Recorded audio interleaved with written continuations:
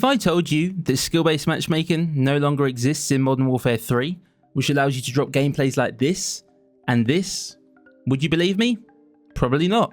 Ladies and gentlemen, it's Teaksy here. Welcome back to the channel, and in today's video I'm going to be focusing on skill-based matchmaking in Modern Warfare 3 and specifically how it's working now that we're well and truly into the second year of this game.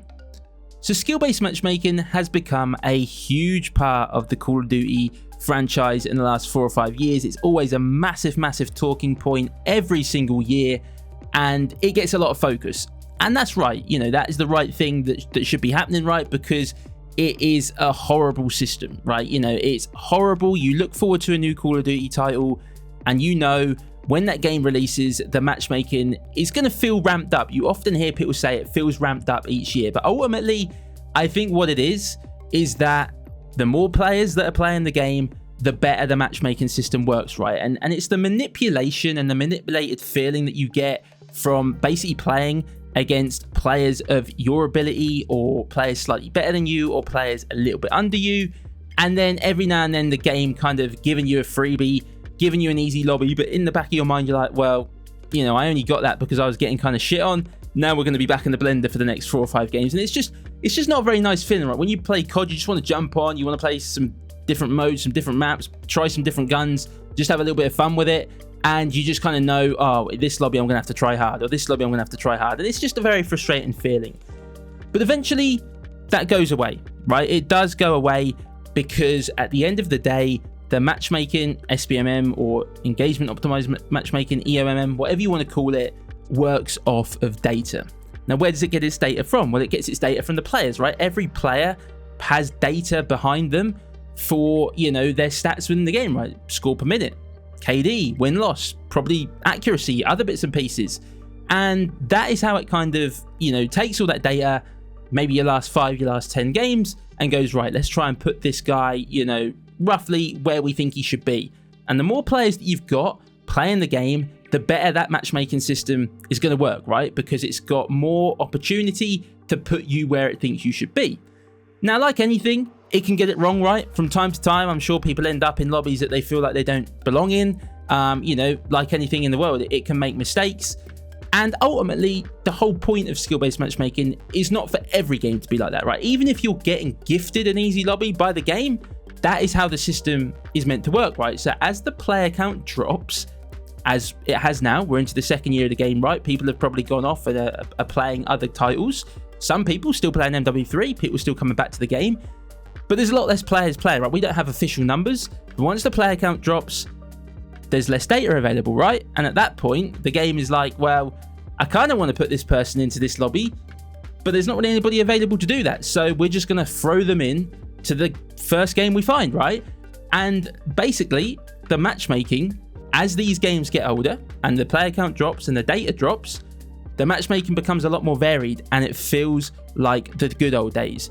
Skill-based matchmaking is still there in the background, right? The system doesn't just disappear, but at the end of the day, it can only work with the data that it's provided, right? And if you've got 100,000 people, for example, playing a game, and then it drops to, like, say, I don't know, 10,000, 5,000, it's going to be a lot harder for that system to consistently work how it wants to work. And we've seen it across Black Ops Cold War in the last 4 or 5 years, and it's basically like this in any Call of Duty that is released with this matchmaking system.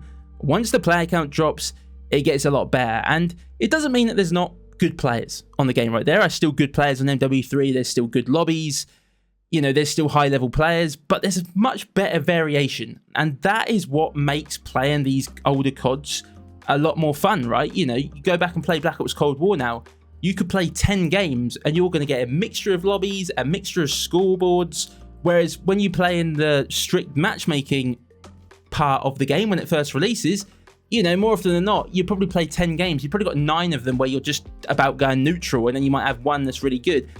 And that's what's good about skill-based matchmaking. As it drops, there's more variation, right? It makes it feel like the good old days. And if you don't believe me, pick up the controller, play the game, right? You know, it's there, you know, like I say, you're not just going to jump on and, you know, start dropping nukes every single lobby. You know, you're not going to jump on and not play against good players, but it's going to feel a lot more varied. It's going to feel a lot more relaxed. And I often hear people sort of do the argument, well, you know, I jumped on Black Ops Cold War the other day, just using Cold War as an example. There were loads of high-level players. Yeah, there's going to be high-level players, right? You know, same on MW3, there's going to be people that are still playing the game at a very high level, but very high levels doesn't always link to really, really good players, right? There are a lot of people that are high level that are good players, but there are other people that are high levels that have just really liked the game and played it a lot. And if you're coming back to this game, you got to give yourself a chance to kind of get back into it, right? You can't just come back to it and think, right, skill-based matchmaking doesn't exist now, so I'm going to drop nukes every single game. You got to kind of get back into it, but don't just think if you have 1 or 2 bad games that, oh my god, the skill-based matchmaking in this game is so bad, it's so horrible.